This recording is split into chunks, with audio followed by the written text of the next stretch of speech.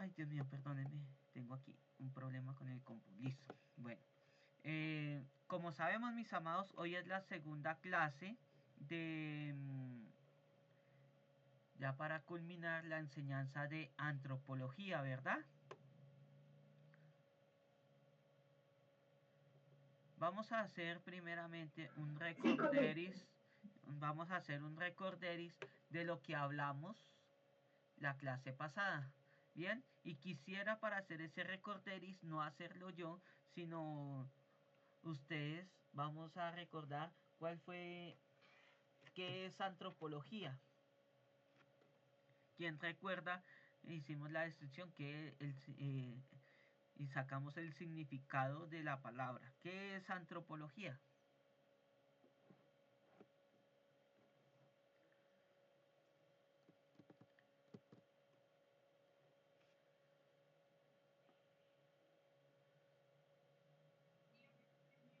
Profe, antropología es el estudio de la humanidad. Bien. La parte física, la biológica, corporal, la arqueológica y la bíblica, que es la parte que nos interesa, que fue lo que usted nos conversó el lunes pasado. Bien. Hablamos también del propósito del hombre, del origen, de su naturaleza caída, la composición del hombre, que estaba hecho no por tres partes, sino cuerpo, que es la parte biológica, el alma, que es la que contiene los sentimientos, y el espíritu, que está, pues, todo lo... El espíritu, recuérdame. Bien. Ya, eso. Y el espíritu, una parte del cuerpo, y la otra se divide en alma y espíritu. Sí, él nos hablaba acerca del espíritu, que es la vida y la comunión con Dios. Listo, eso es. Bien. Así a grandes rasgos, eso es la antropología. Muy bien. Entonces, vamos a hacer énfasis ahorita de recordando de que hablamos que la antropología tiene varias disciplinas por decirlo de esa manera, y realmente serían como varias ramificaciones, ¿verdad? Y hablábamos de que esas diferentes ramificaciones de la antropología o métodos de estudiar al hombre o estudiar la humanidad, cada una de ellas, si bien es independiente, hay un momento en el que está estudiando la antropología o estudiando al hombre en cualquiera de esas ramas, hay un momento en el que se cruzan las antropologías, ¿verdad? Entonces hablábamos de que está, como lo acabas de recordar mi hermana, tenemos la antropología arqueológica, tenemos la antropología biológica y entre otras, y tenemos la que nos interesa, que es la antropología bíblica. Dentro de la antropología bíblica debemos de prestar bastante atención. No me acuerdo si esto lo mencioné hace 8 días, pero dentro de la antropología bíblica hay unas ramificaciones también, y es que, por ejemplo, si bien nosotros somos cristianos, ¿cierto? Pero dentro del cristianismo está también contemplado el judaísmo. Entonces, los judíos tienen una antropología, la ven desde una perspectiva un poco distinta, porque debido a unos libros, que eso ya después lo veremos en otras clases, ellos, debido a una serie de creencias adicionales que tienen, ellos ven la antropología un poco distinto. Si bien tienen claro la base fundamental, que la leímos en el libro de Génesis desde el capítulo 1, capítulo 2, ya que la doctrina, y capítulo 3, ahí habla mucho sobre la doctrina fundamental del hombre. Bien, ¿cuál es la base? Pues que Dios creó al hombre, pero ya digamos a profundidad, desde la parte judía tiene una perspectiva distinta. Entonces, ¿qué? Porque ellos añaden unas cositas. Entonces, ¿qué es lo que pasa? No, la antropología para nosotros debemos de verla como siempre antropología bíblica, pero cristiana, teniendo en cuenta que el centro de nuestra vida es Cristo. El centro de nuestra vida es Cristo. Entonces, de la antropología nosotros debemos de verla siempre como Cristo el centro de todo. Ese es la consigna en cada una de las diferentes materias o todo el estudio de la palabra que tengamos, siempre el centro es Cristo. Amén. Entonces hablábamos y vamos a retocar un poco para poder avanzar, pero vamos a retocar de que el hombre, si bien todas las cosas fueron creadas por Dios, el hombre es una creación algo muy especial, es algo distinto, porque el hombre tiene una diferencia a todas las otras cosas que Dios creó. ¿Quién me dice cuál es la diferencia entre el hombre como creación de Dios y todas las otras cosas que Dios creó? ¿Cuál es la diferencia?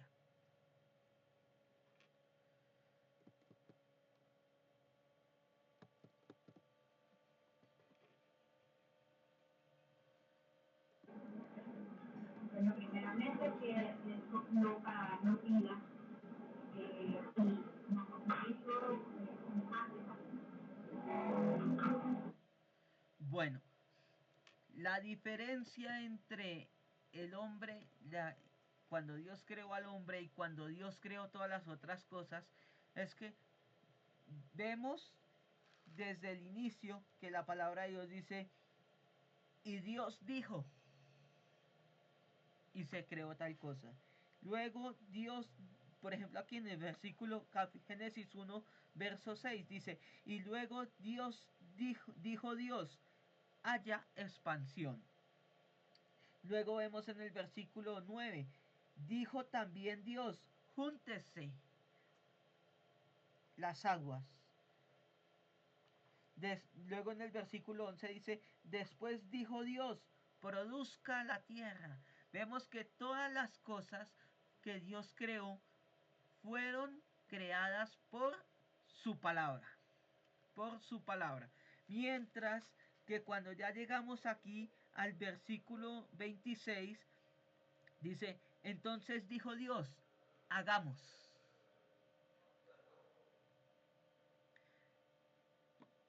¿Qué quiere decir esto? El hombre es una creación de Dios, es creación, pero es muy especial. ¿Por qué?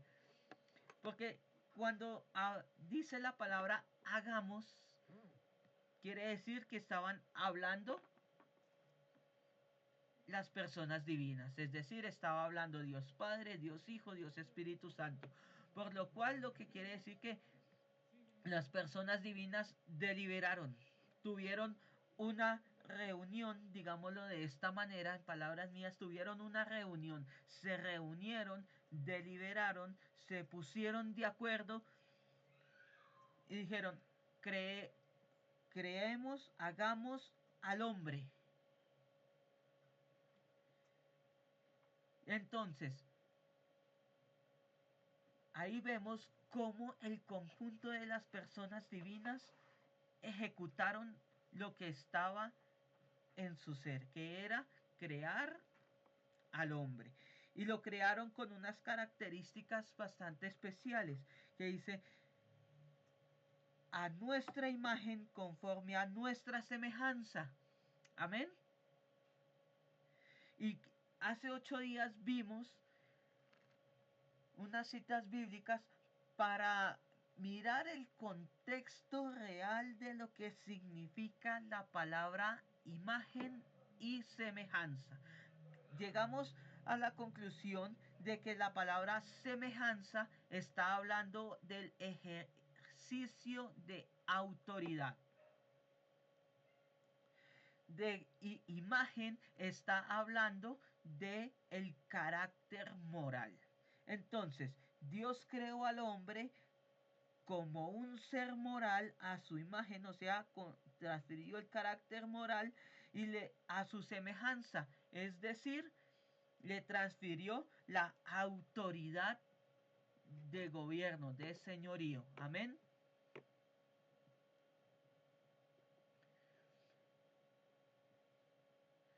Entonces, esto lo vemos reflejado ¿en qué?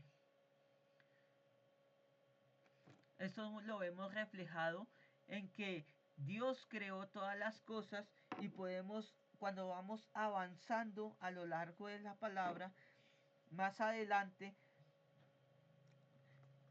ahí dice, y señoreé en los peces del mar, en las aves de los cielos, en las bestias, en toda la tierra y en todo animal que se arrastra sobre la tierra.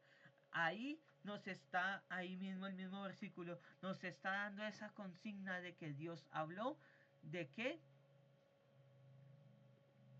De autoridad. Dios le transfirió al hombre la autoridad de gobierno sobre su creación. Si bien Dios continúa gobernando, pero ahora gobierna en la tierra a través del hombre. Y así se ejecutó hasta cuando entró, ¿quién? Satanás, para interferir y querer dañar los planes de nuestro Señor. Y si bien se podría decir que en cierta parte lo logró, pero vemos que más adelante el Señor, que es soberano y sabe todas las cosas, ya tenía, digámoslo de esta manera, un plan para redimir esa caída que el hombre tuvo. Y estábamos leyendo de que si bien Dios creó al hombre a su imagen y semejanza, y hay algo curioso, en el siguiente versículo, versículo 27, la palabra del Señor dice, y creó Dios al hombre a su imagen, a imagen de Dios lo creó, varón y hembra. Pero aquí la hembra, Eva, todavía no existía, pero ya la está nombrando. Porque, ¿por qué ocurre eso? Si Eva viene a aparecer en la literatura, en la palabra del Señor, viene a aparecer, ¿dónde? Hasta el versículo 21. Vamos a ir allí y vamos a leerlo.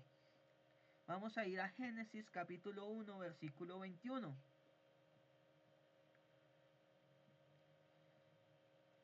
Dice, entonces Jehová Dios hizo caer sueño profundo sobre Adán, y mientras éste dormía, tomó una de sus costillas y cerró la carne en su lugar.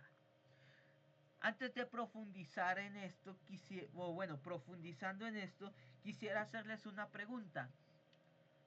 ¿Por qué Dios hizo caer a Adán en un sueño profundo?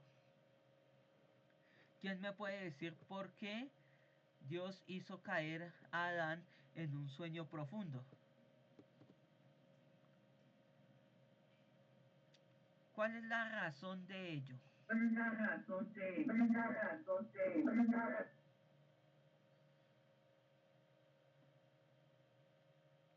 ¿Por qué? Una cirugía. ¿Una cirugía? O sea que la cirugía le iba a doler tanto que debía de sedarlo, digámoslo así, para que no le doliera.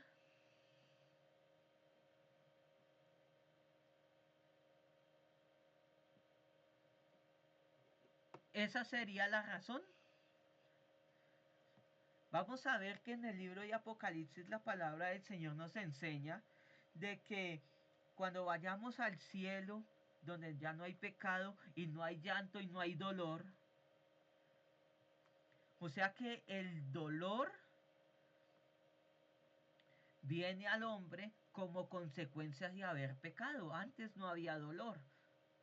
Porque si en el cielo, cuando vayamos al reino de los cielos, cuando estemos con nuestro Padre, no va a haber llanto, no va a haber dolor, lo que quiere decir que si estamos hablando que en eso va a ocurrir cuando ya Dios venga por nosotros, cuando el Señor Jesucristo venga, antes, en este momento, el hombre no había pecado, o sea que tampoco había dolor, porque el dolor es una consecuencia del pecado. El dolor viene a introducirse en el hombre a raíz del pecado. ¿Y dónde lo podemos confirmar eso? Cuando Adán y Eva desobedecieron, el Señor le dice a Eva que una de las consecuencias por haber desobedecido, y dice, y multiplicaré el dolor de tus preñeces. Ella no conocía el dolor. El dolor viene al hombre como consecuencia del pecado. Entonces, ¿por qué Dios hizo caer en un sueño profundo a Adán? Porque dice la palabra de Dios, cuando leemos todo esto del tema de la creación, vemos que Adán, en ejercicio de la autoridad que Dios le había dado, vio a todos los animales y en él no se encontró ayuda idónea. Entonces, ¿qué hizo Dios? Tomó uno de sus huesos, formó a Eva, amén, formó a Eva, y aquí vemos algo interesante. Cuando Dios formó a Eva, hizo algo de lo igual que como hizo con Adán. La palabra de Dios dice que Dios formó al hombre.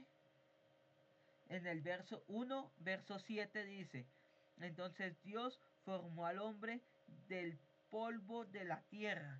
Dios no buscó nada que ya no había existido para formar al hombre. De la misma manera, para formar a la mujer, no buscó nada que ya no existiera con respecto a humanidad. Dios tomó al hombre del polvo de la tierra y a Eva la tomó de él. Esto también, ¿por qué? Porque la tomó también haciendo como, digámoslo de esta manera, lo tomo yo como una simbología de la reproducción que iban a tener. El hombre dio a luz a la mujer de un hueso de sus huesos, y por eso cuando Adán despierta de ese sueño, ve a Eva y la ve tan hermosa, tan maravillosa, lo que Dios había creado para él, que ahí es cuando dice, y aquí que ahora esta es hueso de mis huesos, carne de mi carne, y será llamada varona porque del varón fue tomada. ¿Sí? ¿Y por qué Dios formó a Eva? ¿Qué acaso si Dios le había delegado autoridad al hombre de señorear sobre la tierra, si Dios lo había formado, ¿por qué formó a Eva? Fue también como propósito de que al darle la autoridad al hombre, y aquí ya empezamos a ver algo de la naturaleza del hombre, y es que en el ejercicio de la autoridad, el hombre, sus actos necesitan ser sopesados. Vemos que cuando hay alguien que está ejerciendo autoridad o señorío sobre algo y es la única autoridad, eso se le sube el ego. Los actos del hombre en el ejercicio de autoridad necesitan ser sopesados. Y si miramos aquí, la palabra de Dios dice que se le halló que ella era ayuda idónea. La palabra en hebreo para ayuda idónea nos traduce que alguien con quien conversar, alguien con quien discutir. El discutir no es pelear, es el intercambiar, tener un diálogo.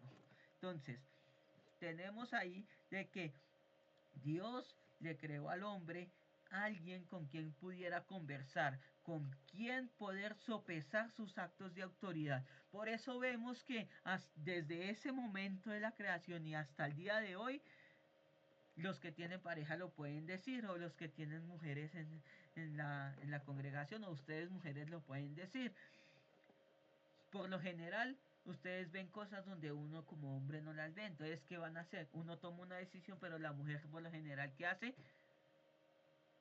¿Qué hace la mujer? ¿Ustedes qué hacen?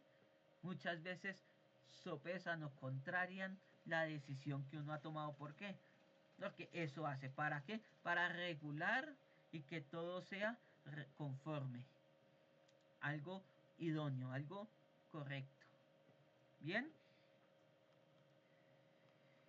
Y aquí continuamos que Dios en el verso 21, capítulo 1 dice: y de la costilla que Jehová Dios tomó del hombre, hizo una mujer, y la trajo al hombre. Y dijo entonces Adán: esto es ahora hueso de mis huesos, carne de mi carne, esta será llamada varona, porque del varón fue tomada. Amén. Por tanto, y aquí vamos a empezar a ver algo importante: la institución de el matrimonio. Dice: por tanto dejará el hombre a su padre y a su madre, se unirá a su mujer y serán una sola carne. Y estaban ambos desnudos, Adán y Eva, y no se avergonzaban. Aquí hay unos puntos bastante importantes que quiero resaltar, y son los siguientes. Aquí viene la institución del matrimonio. Y viene lo siguiente, dice: hay unas relaciones importantes y vamos a mirarlas. Dice: el hombre dejará a su padre y a su madre. Por lo general, al día de hoy miramos algo curioso, y es que la mayoría de inconvenientes matrimoniales que hay son porque el hombre muchas veces dice que es la mujer la que no se desprende de su madre. Pero aquí la palabra de Dios nos dice: el hombre dejará a su padre y a su madre. Si bien siguen siendo familia, el padre y la madre, pero ya no son parte de un núcleo central. El núcleo central es la institución del matrimonio, el hogar, y el hogar que Dios creó es el hombre, la mujer y los hijos. Y aquí viene algo importante: se unirá a su mujer. Al decir se unirá, quiere decir que debe haber una relación de confianza, de unanimidad. Ambos deben de caminar en el mismo propósito. Se unirán, serán una sola carne. Aquí está hablando cuando la palabra de Dios se refiere a se unirán y serán una sola carne, o cuando habla de conocer, está hablando de una intimidad sexual. Entonces, aquí está hablando de que el Señor instituyó y formó todas estas cosas. Bien, y aquí viene lo siguiente: ¿por qué sabemos que Adán y Eva, Dios no los creó con una chaqueta, con un pantalón? Dios los creó desnudos. Entonces, si es algo lógico, ¿por qué aquí en el verso 25 dice: y estaban ambos desnudos, Adán y su mujer, y no se avergonzaban? ¿Por qué sonaría como redundante? ¿Por qué tiene la palabra del Señor que especificar eso? Porque tiene que especificar que estaban desnudos y no se avergonzaban.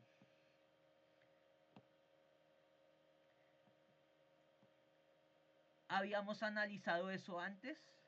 Si se supone que ellos se dan cuenta, y aquí más adelante en el capítulo 3, cuando habla de la desobediencia del hombre, cuando ellos le fallan al Señor, ahí es que se dieron cuenta que estaban desnudos. Antes no. Entonces, aquí, ¿por qué hace referencia a que estaban desnudos y que no se avergonzaban? ¿Quién me puede decir por qué ahí hace mención a que estaban desnudos cuando no era relevante? Obviamente, el hombre, de hecho, un ser humano cuando nace desnudo. Entonces, sería como redundante yo decir: y nació mi hijo y estaba desnudo. Sería redundante cuando es algo lógico, ¿verdad? ¿quién me puede decir por qué analiza que se está hablando sobre ese tema? O sea, para ellos era normal que estuvieran desnudos. Exacto, pero esa era algo normal porque aquí habla de que estaban desnudos y se avergonzaban. Ellos perdieron la inocencia y ahí fue donde sintieron vergüenza porque se dieron cuenta porque estaban desnudos. Bien, pero eso pasó, miremos digámoslo, el orden en el que va aquí. Ellos se dieron cuenta que estaban desnudos y se avergonzaron hasta después de que pecaron. Lo que quiere decir que aquí está haciendo referencia a que la vergüenza es una consecuencia del pecado. Porque de hecho la misma palabra del Señor nos dice, más adelante en los evangelios, nos dice que cuando el hombre en los evangelios y a lo largo de la palabra, sobre todo también en Apocalipsis, dice que el hombre no viene a la luz para que sus obras sean sopesadas. Y eso es porque se avergüenza, porque no quiere que la verdad sea demostrada. Entonces, la vergüenza es un reflejo de que quiero encubrir lo inmundo que hay dentro de mí. Cuando tú haces las cosas en orden, sí señor, sí, Pastor Davis. ¿Cómo se llamaba el árbol que ellos comieron con la fruta prohibida o con el árbol prohibido? ¿Qué árbol era ese? Bueno, el árbol que ellos comieron era el árbol del fruto de... Ay, Dios mío. Del bien y del mal. Del bien y del mal. El del bien y del mal, exactamente.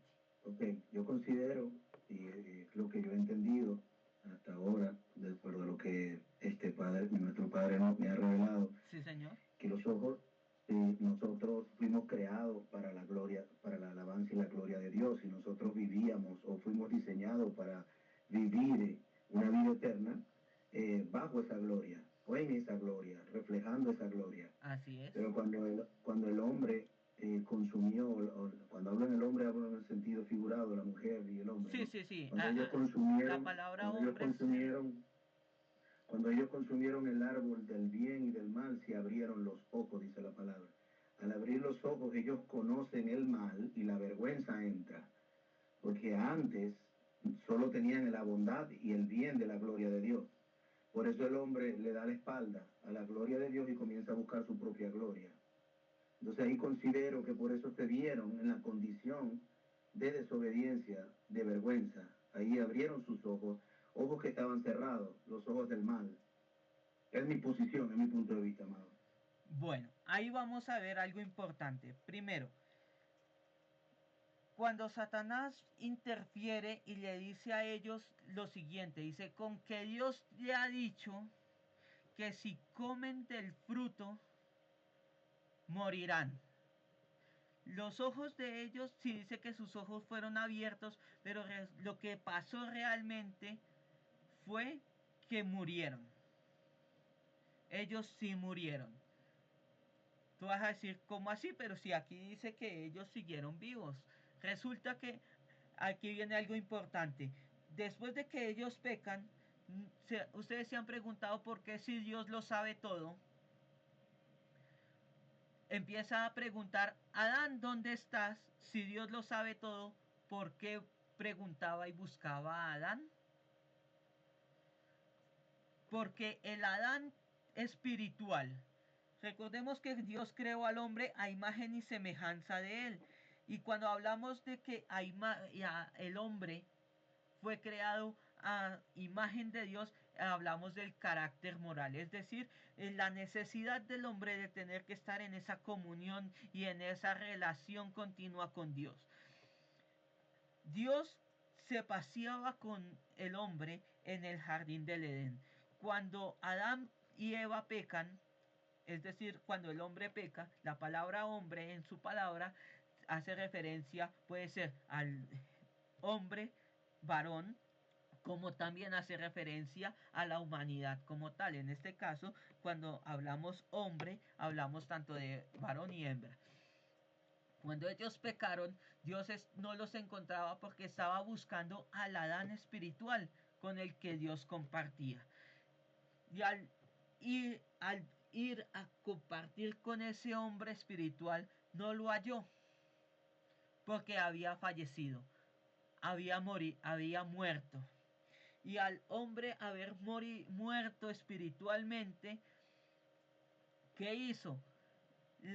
Aquí el ejercicio de autoridad que Dios le había entregado al hombre, Satanás se lo quitó, se lo arrebató.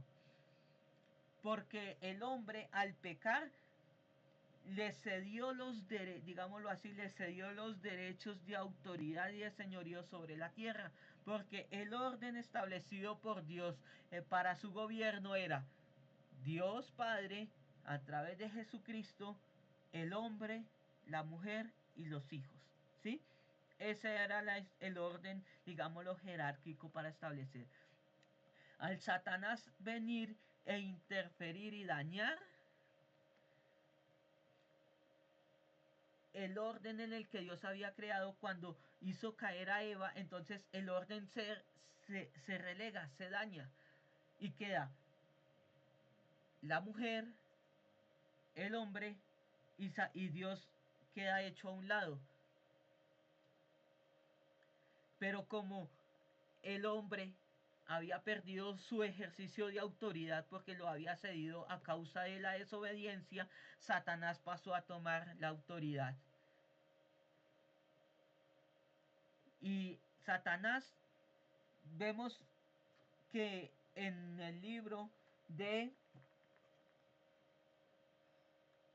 les había dado la clase pasada un ejemplo para recordar lo que es la palabra semejanza. Satanás nunca dijo que quería ser igual a Dios. Dijo, subiré y seré semejante al Altísimo. ¿Por qué? Porque él quería ejercicio de autoridad. Si bien lo tenía, porque él era superior a todos los otros ángeles, pero él quería el ejercicio de autoridad que tenía Dios de señorear en la creación. Satanás sabía que jamás podrá ser igual que Dios, pero quería ser semejante, quería el ejercicio de autoridad, por lo cual, ¿qué hizo? Lo logró. Como hoy en día lo vemos evidenciado. Él gobierna sobre todos los otros ángeles caídos, que ahora son sus demonios. Cuando alguien está en desobediencia para Dios, Satanás gobierna ahí, y hace a esas personas esclavos del pecado. Hasta cuando el ser humano, hasta cuando el hombre recibe al Señor Jesucristo, viene a liberarse de ese yugo de esclavitud en el cual es señoreado a través de Satanás. Satanás está, en cierta manera, ha logrado su consigna, que es ser semejante al Señor, en tener autoridad. Cuando el hombre hoy en día, y ahí es donde viene uno de los puntos básicos de que hablábamos hace 8 días, de que el hombre es un ser caído. Por naturaleza ya el pecado se establece en el hombre, se arraiga en la naturaleza del hombre, y todo hombre, todo ser humano cuando nace con esa naturaleza caída. Y vemos que desde chiquitos, desde infantes, la naturaleza del ser humano tiende a ser pecaminosa. Y eso solamente cambia a través del señorío de Jesucristo sobre nuestras vidas. Ahí es que viene el hombre a recuperar esa libertad y ese señorío. Porque ya no soy yo, sino que viene, como dice la palabra del Señor, ya no soy yo, sino es Cristo en mí. Amén.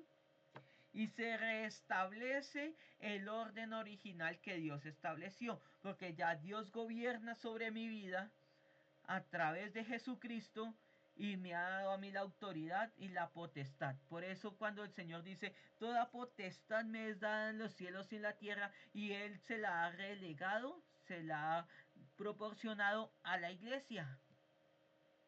Amén. Y ahí solamente aquel que recibe a Jesucristo vuelve a restablecer el orden de Dios. Amén. Y ahí vemos lo siguiente. Cuando nosotros luchamos día a día por ello, una cosa es luchar, pero no practicar el pecado. Cuando nosotros dejamos de practicar el pecado, ya no hay un espíritu inmundo que señoríe sobre nosotros. La lucha a la que se refiere la palabra del Señor, con que día a día nosotros luchamos la batalla, está haciendo referencia a que estamos resistiéndonos a volver a caer en las garras del enemigo.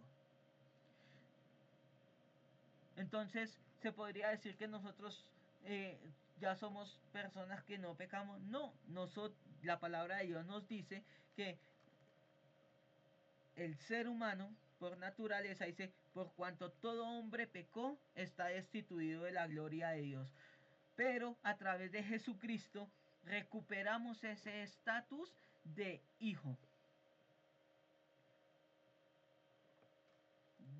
Recuperamos esa asignación original. Amén.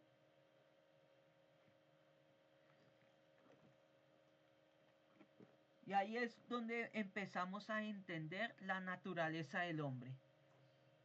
Por eso es aquí que uno como ser humano por lo general tiende a cometer cosas que van en contra del Señor. Pero una cosa es errar, pecar, y otra cosa es ser practicante del pecado. Pongo el siguiente ejemplo. Alguno de nosotros juega fútbol o le gusta algún deporte y sale un día a practicarlo, a hacerlo. Pero una cosa es que yo juegue fútbol y otra cosa es que, y una cosa diferente sería, por ejemplo, Ronaldinho Gaucho o, por ejemplo, James Rodríguez o algún jugador de la selección de fútbol, ¿verdad? La profesión de ellos es esa, ellos son practicantes de ese deporte. Mientras que uno no, uno es un aficionado. Lo mismo pasa en la vida espiritual.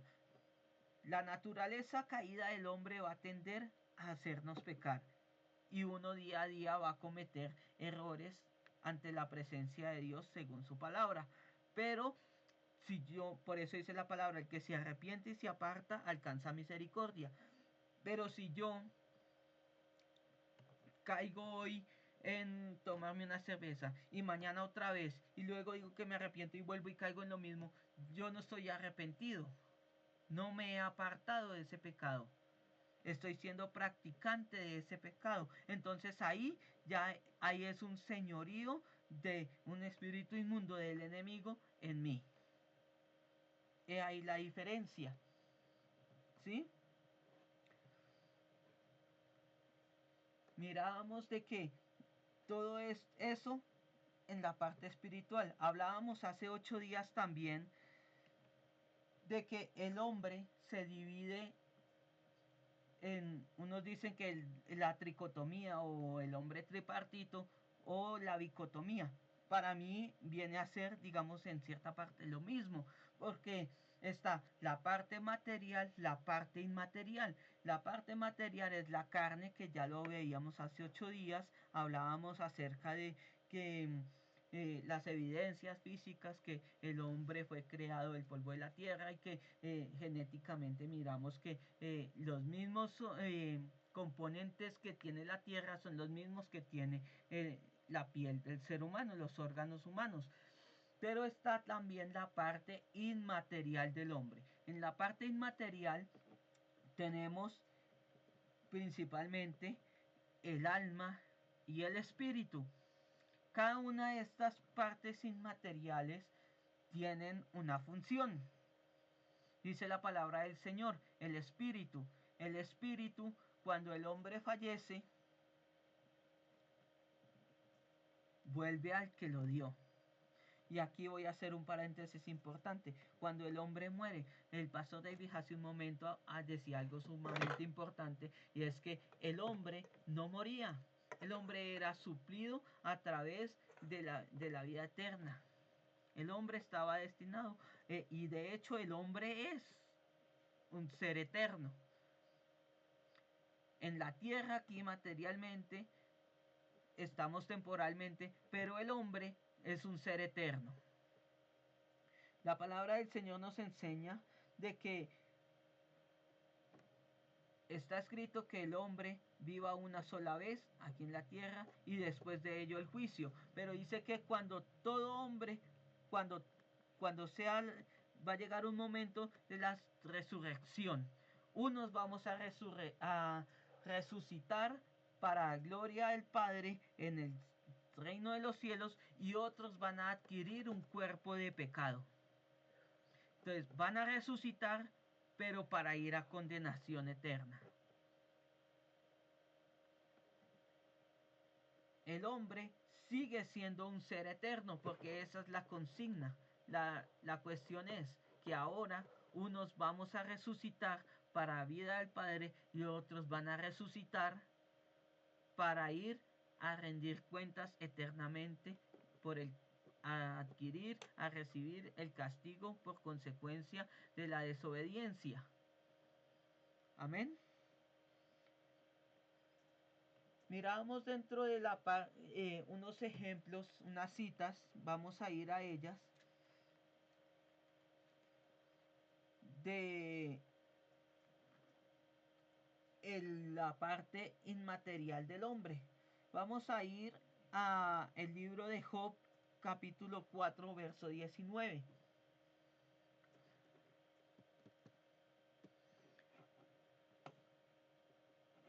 Permítame, vamos a buscarlo aquí a ver si hoy colabora este computador. Job, capítulo 4.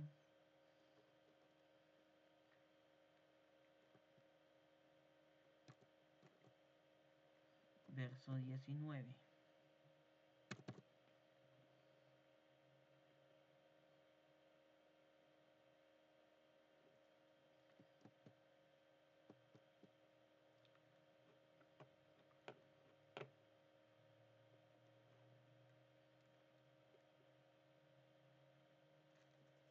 Y dice: ¿cuánto más en los que habitan en casas de barro, cuyos cimientos están en el polvo y que serán quebrantados como portillo? Aquí vemos que Job se está refiriendo al cuerpo humano, su cuerpo físico, como casas de barro. Ahí confirma lo que dice la palabra del Señor en el primer libro de la palabra. Amén. También podemos ir aquí a Job, ahí mismo en el libro de Job, pero vamos a ir al capítulo 27, verso 3. Dice: que todo el tiempo que mi alma esté en mí y haya hálito de Dios en mis narices. Aquí se está refiriendo, y hay que tener en cuenta lo siguiente: a lo largo de la palabra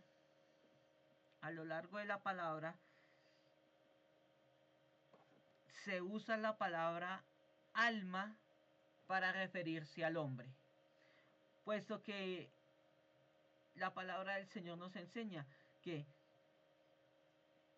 cuando el hombre muere, ¿y qué es la muerte? Para la ciencia, la muerte es simplemente la terminación de la vida. Pero nosotros sabemos, y aquí la palabra lo enseña, la muerte es cuando nuestra alma, nuestra parte inmaterial y el espíritu dejan y abandonan este cuerpo físico. Ahí deja de haber vida. Una de las vidas, porque como hablábamos hace 8 días, la palabra vida, cuando dice que Dios le dio vida al hombre, la palabra original en el hebreo es vidas.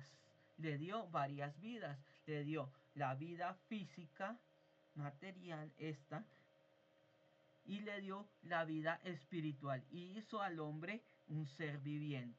Entonces, la vida, el alma, es eterna. Ella, la muerte, es el desprendimiento de nuestra parte inmaterial de nuestra parte material.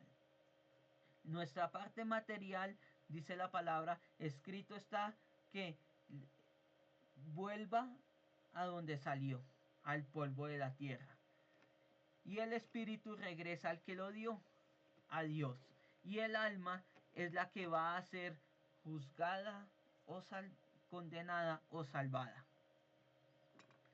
Por ella es que discuten y están en contienda Dios y el enemigo. Pero nosotros somos los que decidimos a dónde y con quién queremos estar por la eternidad, de acuerdo a la determinación que tomemos a quién queremos seguir, si al Señor Dios o al enemigo o a Satanás.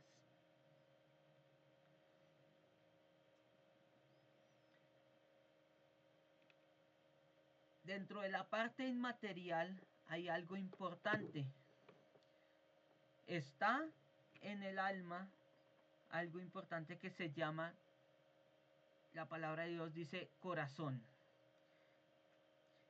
El corazón, la palabra hebrea para corazón es la palabra lev. La palabra lev en el hebreo traduce los pensamientos, los sentimientos y las emociones. Cuando nosotros leemos en la palabra que mi mente, mis pensamientos estén alineados al Señor. Los pensamientos están arraigados, están en la mente. Dice, y nosotros como seres humanos decimos, ay, es que me ocurre tal cosa y me siento triste, me duele el corazón.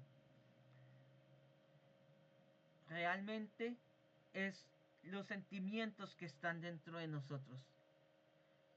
Y asemejamos todo esto de manera gráfica a algo físico, porque asemejamos la mente como al cerebro, que es el equivalente, el cerebro es el equivalente material a la mente. Nuestros sentimientos y emociones están arraigadas, lo decimos, en el corazón. Amén. Vamos a mirar en el nuevo pacto cómo esta perspectiva en la palabra de la parte material e inmaterial del hombre se manifiesta de diferentes maneras. Vamos a ver en 2 de Corintios capítulo 4.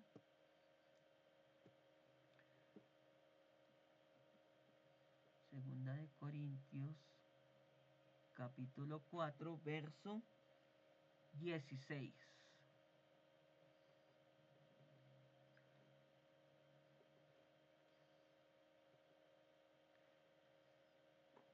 Y aquí el apóstol Pablo expresa esas dos partes del hombre de esta manera. Dice, por tanto no desmayamos antes, aunque nuestro hombre exterior se va desgastando, el interior no obstante se renueva día a día. Aquí al decir que nuestro hombre exterior se está refiriendo a ¿qué? A nuestro cuerpo, porque nosotros envejecemos, pero se renueva nuestro hombre interior, se renueva día a día. ¿Por qué? Porque renovados en Cristo, la palabra de Dios nos enseña que día a día Él nos fortalece, adquirimos más sabiduría, nos levantamos emocionalmente, nos levantamos de toda situación. Amén. Ahí somos renovados.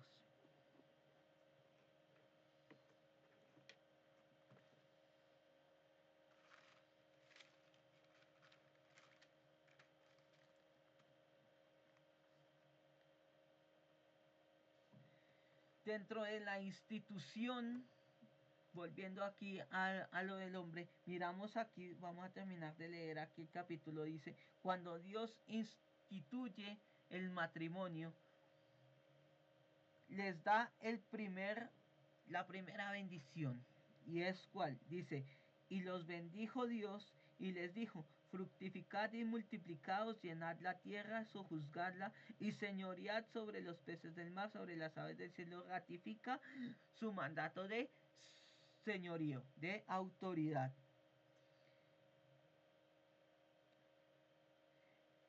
Y ahí fue donde, dado de todos los derechos, digámoslo así, que Dios le dio, ahí fue donde les estableció lo que debían de hacer y lo que no debían de hacer. Y la única restricción, ¿cuál fue? Dijo que de todo lo que había podían comer. Y ahí fue donde Satanás aprovechó para venir a querer cumplir su consigna.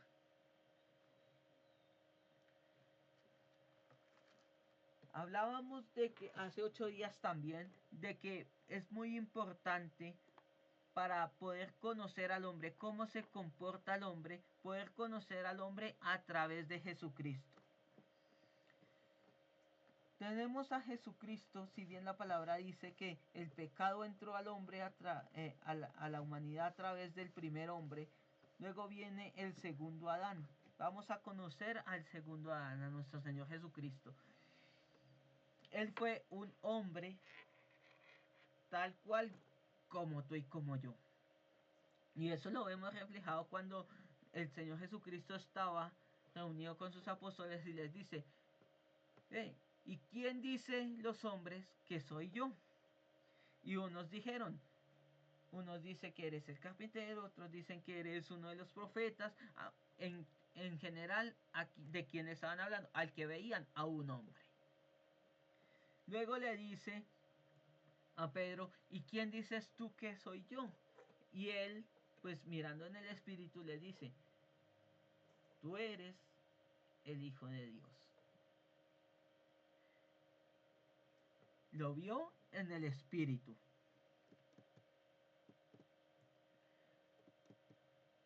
Luego, en el monte, cuando se transfigura, ahí leímos unas características y explicamos el por qué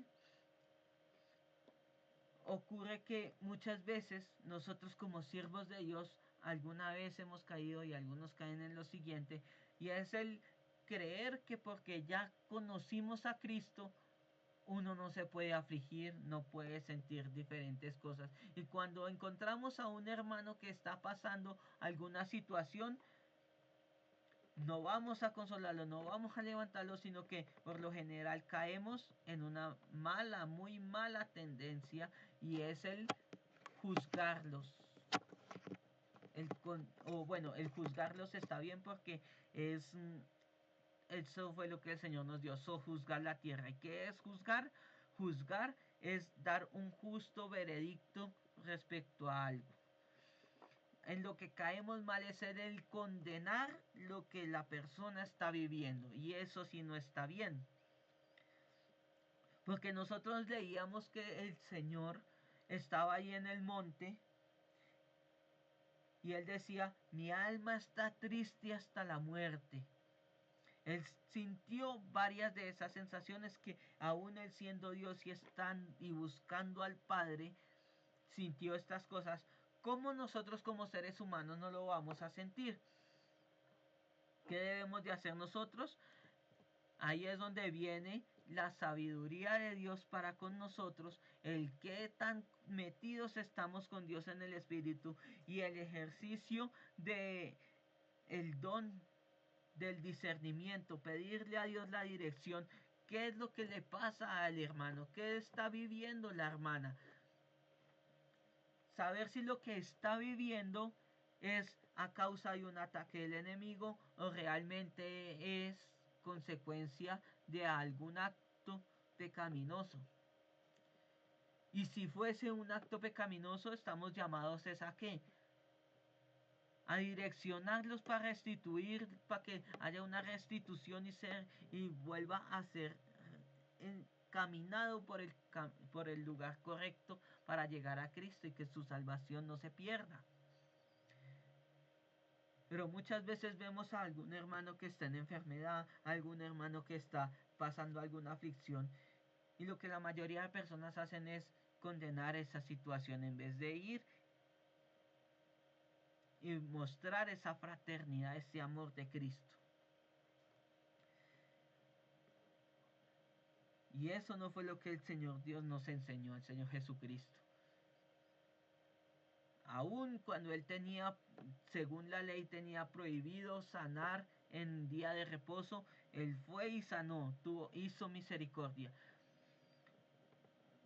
Eso es a lo que se refiere la palabra. Por ejemplo, cuando hablamos de que en el libro de Malaquías, cuando dice, y vosotros todos me habéis robado, ahí no está hablando de plata. Ahí no está hablando de dar nada de eso. Ahí está hablando, y cuando leemos el contexto de la palabra, está hablando de que le habemos robado, pero la gloria a Dios, porque no hacían misericordia. Y le estaban robando a Dios el poder ser conocido por los demás del pueblo. No estaban manifestando esa gloria, esa misericordia de Dios que había establecido en su palabra. Le estaban dando prioridad a las leyes de hombres que habían establecido ellos. A través de lo largo del tiempo, el pueblo judío sacó una ramificación de leyes morales para convivencia, y le habían dado esas derivaciones, le habían dado prioridad a eso, a esas tradiciones, y no a lo que Dios realmente había establecido. Y todo eso es ¿por qué? Por la naturaleza pecaminosa y caída del hombre. Pero a través del Señor Jesucristo vino Dios a restablecer todo esto. Pero eso se restablece ¿desde dónde? Desde nuestro ser interior. Y ahí entramos al siguiente punto de lo que hablábamos hace 8 días, que es uno de los ya puntos últimos, y es ¿qué debe hacer el hombre para cambiar su naturaleza pecaminosa, su naturaleza caída? Si bien el hombre, por su naturaleza caída, es imposible que el hombre por sí mismo pueda salir de la situación en la que se encuentra. Y podemos ver que encontramos en la palabra que anteriormente el hombre siempre, por su naturaleza de ser un ser espiritual, siempre ha necesitado el buscar a Dios. Y lo vemos reflejado cuando Abraham,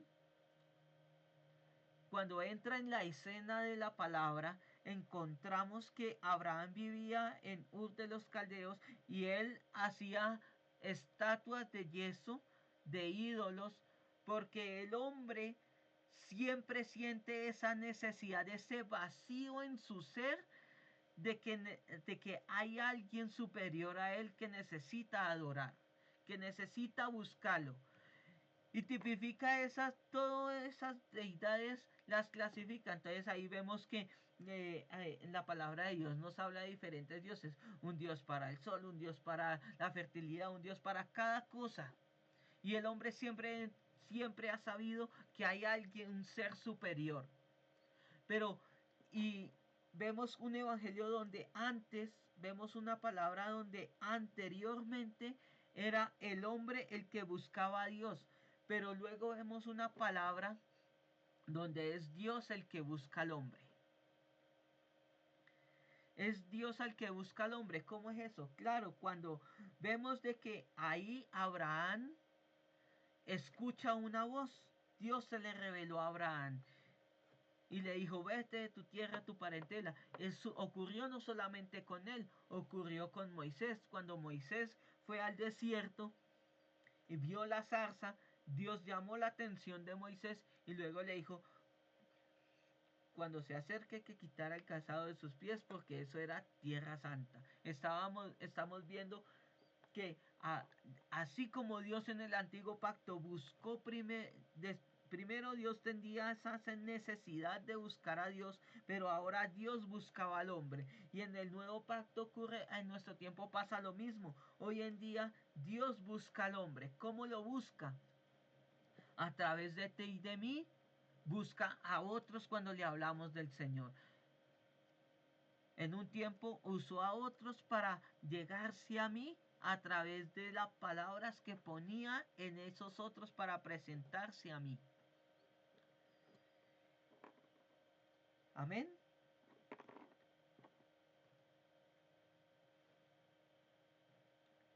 Y poder Dios empezar a restablecer el hombre, al ser humano. ¿Cómo lo hace? A través de Jesucristo, de su Santo Espíritu. Vemos cómo Dios empieza a restituir cada una de las áreas del hombre, a redimirlo.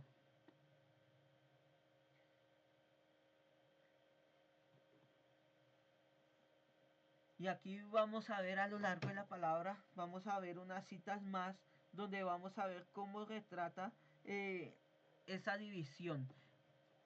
Muchas congregaciones o denominaciones tienden a, digamos, esa resiliencia respecto a que no, que es el hombre es tripartito, que no, que el hombre es bipartito. Pues lo que les decía, no importa, no es, para mí es lo mismo, porque si bien es alma, espíritu y cuerpo, a su misma vez se divide como lo mencionábamos, es la parte material y la parte inmaterial, porque el alma no nos la podemos tocar, ni también ni tampoco el, el espíritu, únicamente nuestro cuerpo, ¿verdad?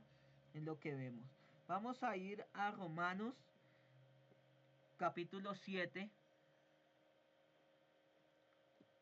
Permíteme, vamos a abrir aquí. Romanos capítulo 7, verso 22.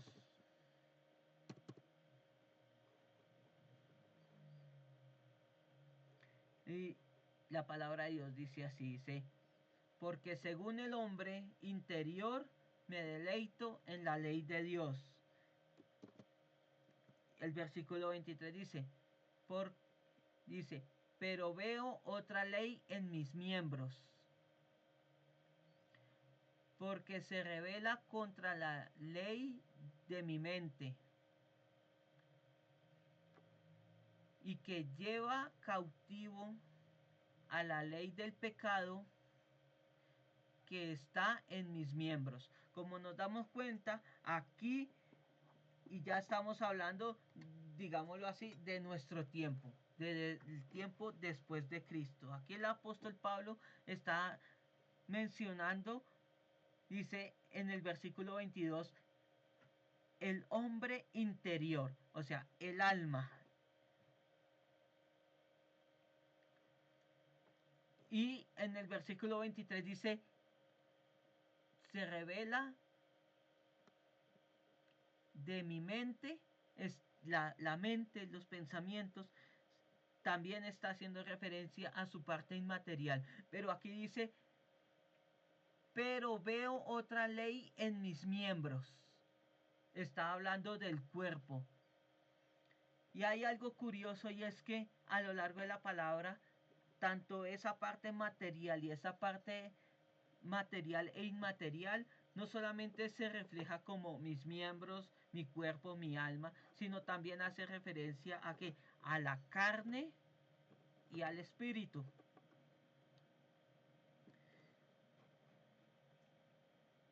Y ahí habla también de esa parte material e inmaterial del hombre.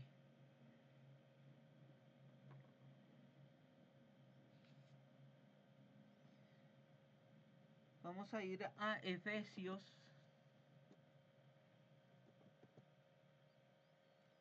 capítulo 3, verso 16. ¿Qué nos dice la palabra ahí respecto a esto del hombre material y inmaterial? Dice, para que os dé conforme a las riquezas de su gloria, ser fortalecidos con poder en el hombre interior por su espíritu.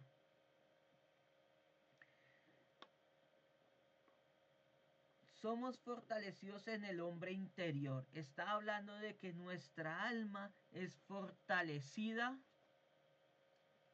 por su espíritu, por el Espíritu Santo. Porque si fuese fortalecido nuestro cuerpo, pues bueno, para eso está el ejercicio, ¿verdad? Y las vitaminas y todo esto para no enfermarnos. Así se fortalece el cuerpo físico. Pero aquí dice el hombre interior, está hablando del alma, donde está, y dentro del alma, como decíamos, están los pensamientos, los sentimientos y las emociones. Y cuando se fortalece el hombre interior, se fortalece nuestro intelecto, es decir, los pensamientos, se fortalece nuestros sentimientos. Es decir, también ya cualquier situación no nos va a desquebrajar. Somos fortalecidos por Dios en nuestro hombre interior. Amén. Y eso lo hace Dios con nosotros. ¿De qué manera? A través de los procesos que vivimos. Cada vez que vivimos un proceso, somos trillados, somos quebrantados. Pero si nos damos cuenta ya después de vivir un proceso, cada uno de nosotros que hemos vivido procesos, ya después vienen ciertas situaciones y ya no nos quebrantamos igual. Porque hemos sido fortalecidos en nuestro hombre interior. No sé si alguno de ustedes ha hecho ejercicio, ha ido al gimnasio. Después de haber entrenado, a uno le duelen los músculos que fue a entrenar ese día. ¿Por qué? Y aquí voy a reflejar algo. La palabra de Dios nos enseña que todo lo que se ve fue hecho de lo que no se veía. Y así como Dios, cuando nosotros entrenamos físicamente, para que un músculo sea fortalecido y crezca, cuando lo entrenamos, lo que hace es que las fibras de los músculos se rompen. Y luego, a través de las proteínas y de todas las vitaminas que absorbe, se vuelve a regenerar y crece, pero más grande. De la misma manera, eso es físicamente. Eso es nuestra parte material. Nuestra parte inmaterial, ¿cómo sería? A través de los procesos que Dios permite que vivamos, nos quebrantamos, sufrimos, lloramos. Pero cuando somos restituidos, cuando Dios nos levanta, ya somos fortalecidos en nuestro espíritu. Ya cualquier situación ya no nos quebranta tan fácilmente. Por ejemplo, alguien cuando es, digámoslo, aún inmaduro en su forma de ser, llega y, ay, la hermanita es inmaduro todavía espiritualmente, llega y, ay, la hermana me miró mal, el hermano no me saludó, el pastor no me saludó, y se afligen. Pero a lo largo de los procesos que va viviendo, entonces ya empieza a madurar, y ya sabe que vamos a la iglesia a buscar al Señor, y ya madura, y ya no vive de compincherías ni de nada de esto, sino que madura. Ha sido fortalecido en su parte inmaterial. Amén.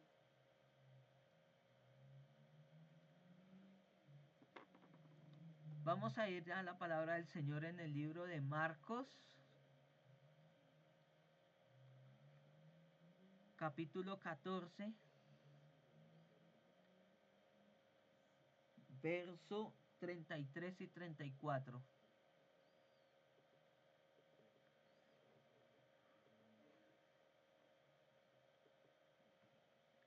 Y aquí es donde hablábamos acerca del ejemplo para poder conocer al Señor Jesucristo como hombre, para poder vernos nosotros en esa similitud con Él. Dice, y tomó consigo a Pedro, a Jacobo y a Juan, y comenzó a entristecerse y a angustiarse.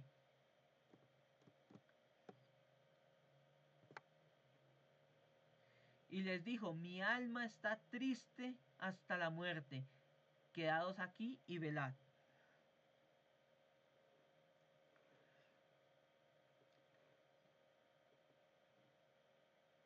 Aún por más maduros que nosotros seamos, podemos entristecernos porque cada situación que vivamos consigo va a llevar algo.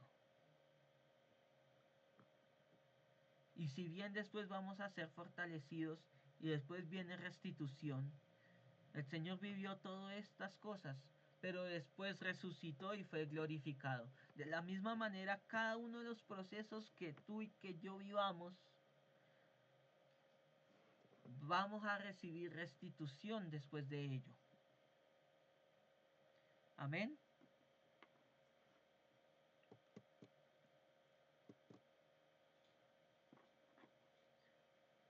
¿Hay alguna pregunta, algún aporte en este punto, hasta este momento?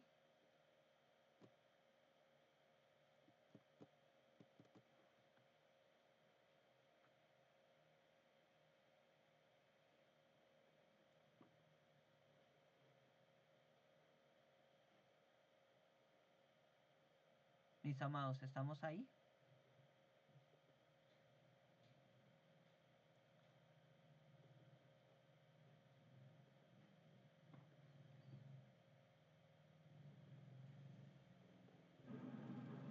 Amén.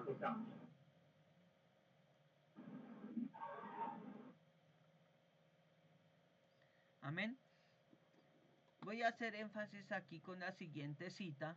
Voy a ir a Primera de Pedro capítulo 3:7 para reafirmar el por qué también Dios le dio al hombre, a la mujer. Dice, y vosotros maridos,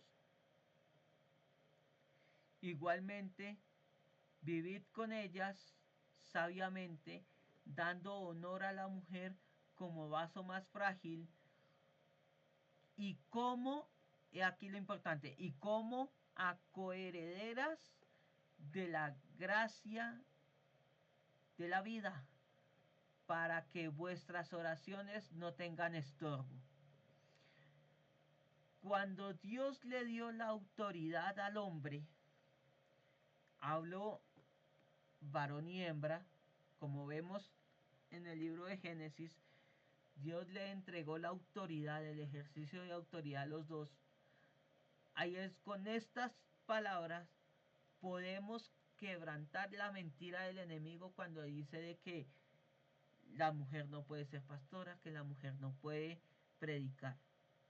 Porque el ejercicio de autoridad delegado por parte de Dios fue para ambos. Y aquí dice, como coherederas, o sea que si la palabra de Dios nos enseña de que Él es el que señorea y que nosotros vamos a heredar el reino de los cielos juntamente con Jesucristo. Y aquí está hablando de que maridos, vivid sabiamente con ellas, dando honor a la mujer como vaso más frágil y como coherederas. El ejercicio de autoridad también es dado para la mujer.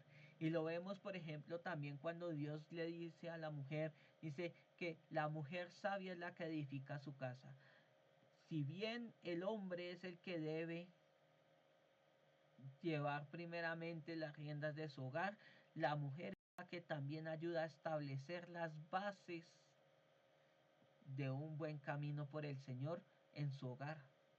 Y también es la que puede ver si el hombre está caminando mal, corregirlo, porque la mujer sabia es la que edifica su casa, la que también corrige el camino. Amén.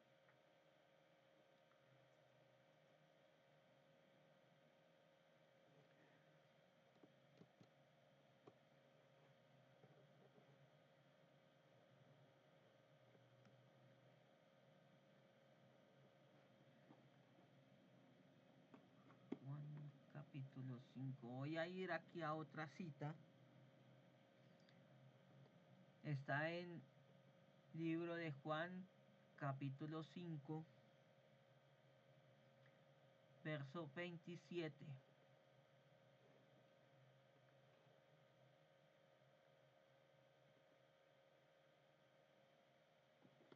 Y dice así, y también le dio autoridad de hacer juicio por cuanto es el Hijo del Hombre.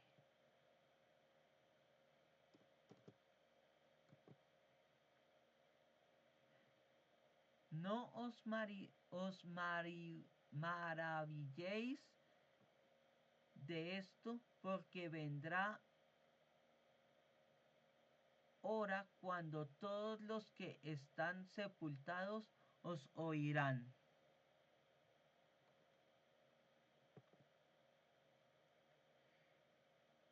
Y los que hicieron lo bueno saldrán a resurrección de vida, mas los que hicieron lo malo a resurrección de condenación. ¿Recuerdan lo que hablamos hace unos minutos? El hombre es un ser eterno.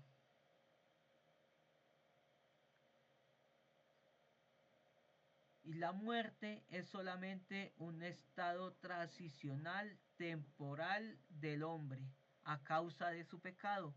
Pero cuando ya haya un juicio, un veredicto para el hombre, entonces todo hombre volverá a vivir.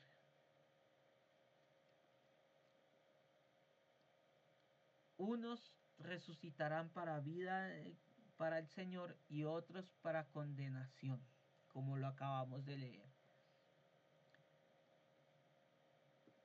Si bien la palabra de Dios dice que vendrá la segunda muerte o la muerte segunda se está refiriendo realmente al estar destituidos de estar frente a la gloria del Señor, de vivir y de percibir la gloria de Dios.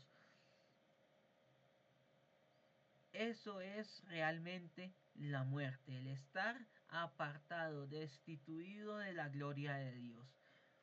Por eso el hombre necesita salir de ese estado de ser caído. Y el único camino es a través de Jesucristo hombre, de Jesucristo nuestro Señor, nuestro Salvador. Amén. Hablábamos hace 8 días también de que el ser humano siempre va a intentar rebatir la palabra del Señor y va a querer a través de las diferentes disciplinas o doctrinas o teorías desvirtuar la palabra del Señor. Y hablábamos de que tenemos una teoría que había cogido fuerza en el siglo XVIII. Era la teoría de la evolución. Pero la teoría de la evolución tiene algo interesante, y es que esa misma teoría en sí misma se contradice, porque dice que nada puede ser creado, sino que todo se transforma. Pero si todo se transforma y dentro de la ley de esa ley encontramos, de esa teoría, encontramos y se habla de la teoría del Big Bang. Entonces esos gases que hicieron explosión en el universo para luego formar los diferentes planetas y después en sí misma, después según eso, formar la vida.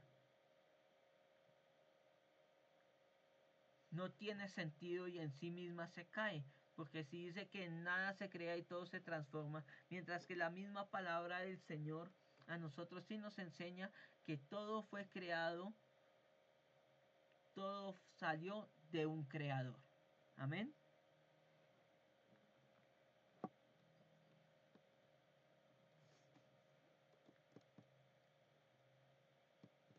Yo quiero escucharlos respecto a esto. Si hay alguna duda, ¿Algún comentario, algún aporte?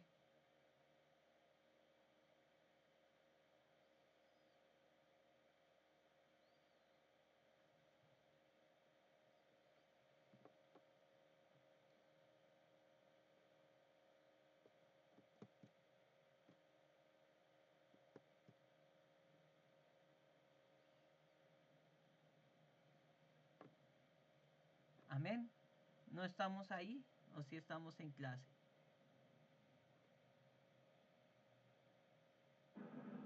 Aquí estamos, aquí estamos. ¿Tienes alguna duda, algún aporte, mis amados?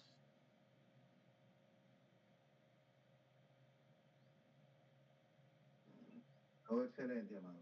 Todo excelente.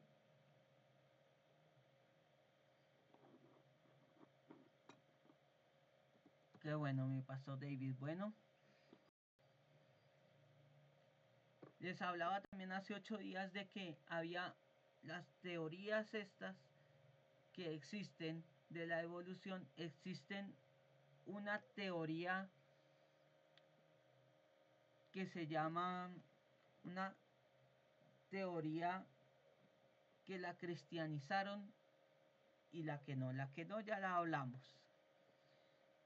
La otra fue cuando la Iglesia Católica se dio cuenta que la teoría de la evolución estaba, la teoría evolucionista estaba cogiendo mucha fuerza, entonces llamaron a un sacerdote católico de Francia, un jesuita francés, para que empezara a ensamblar la teoría de la evolución, esa teoría evolucionista, con la palabra del Señor. Y él sacó un libro que, bueno, ya sabemos que es una herejía, porque lo que no va acorde a la palabra del Señor, pues es blasfemo, es una herejía.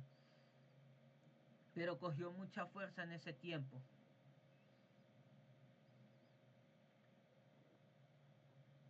Lo menciono así nomás porque hace 8 días lo hablamos y ya hoy ya voy a poder subir. Me perdonan, no pude subir la clase pasada porque he estado con bastante trabajo, pero eh, hoy ya, ahorita como estoy hoy trabajando desde mi propio equipo, ahorita ya subo las clases y también les voy a enviar el material de las diapositivas que utilizamos la clase pasada para recordar todo lo de la formación del hombre y todo esto.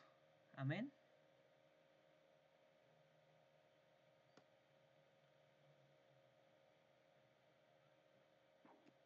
Bueno, mis amados. Amén. Amén, amado. Espero esta materia les haya gustado mucho. Dios les bendiga.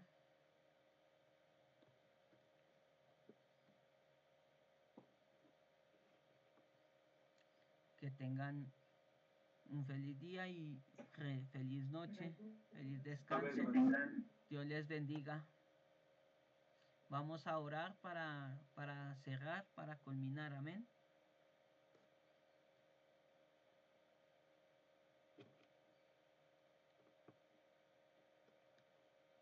Amado Dios y Padre Celestial, Señor, en esta noche te damos gracias por este tiempo, Señor.